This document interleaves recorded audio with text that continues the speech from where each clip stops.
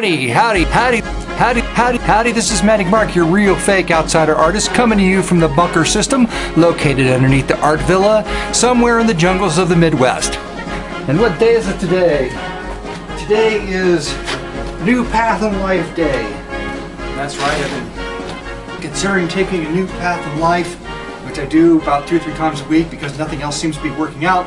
And today I thought, well, you know, how can I do to attract more people to my art, to bring in a wider audience? And I've had experience, you know, with real art, you know, hanging other people's real art, and I'm thinking to myself, well, most real art that people buy is like landscapes or wildlife paintings. That's right. So I thought, I'll paint wildlife.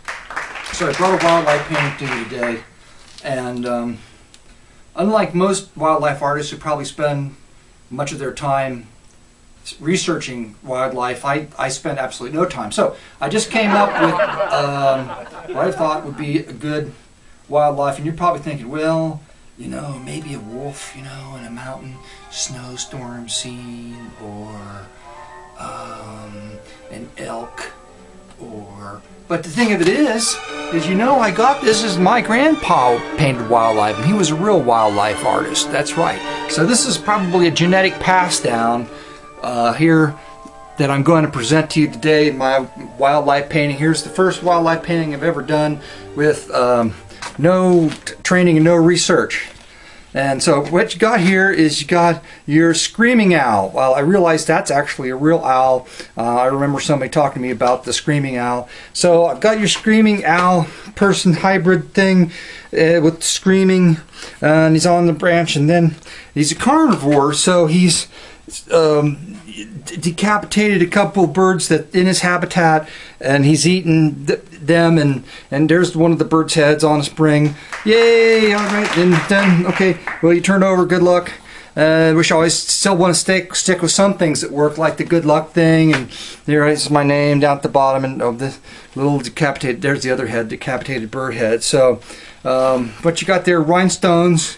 And your screaming owl, decapitated birds, decapitated bird head on spring, and something that I think that, you know, people would be hanging their cabins or their primitive kitchens, you know, styled kitchens, and they're over their couches and their fireplaces, and oh God, am I ever going to learn? I like it. I would hang it in my house. Maybe the problem is I don't play wildlife music, like appropriate music. So like, oh, it's a wildlife music.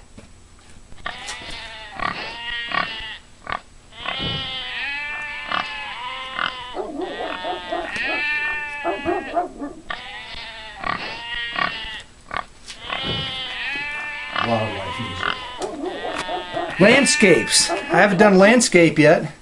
Manic Mark landscape. Any ideas out there for a landscape painting? I'd be happy to oblige. And engage viewers, you got to ask questions. You got to draw them in. How many paintings would a pecker paint if a painting could pecker paint? So that reminds me of a story. Yes, indeed.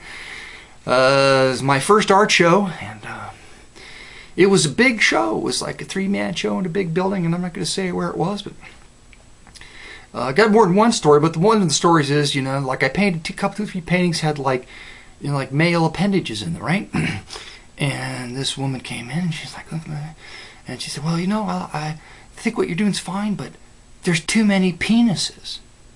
And I'm thinking like, too many penises for who? Paint a peck of penises. For the peck of penises that you paint will nary be a peck of penises in a box of condoms to give to the person who buys the pecker painting.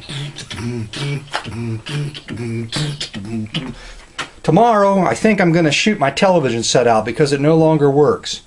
Now, maybe I'll take it outside and put a shotgun round through it. Stay tuned. Ooh, that's like a hook. Draw you in, draw you back. You anti-penis person. I just made that up.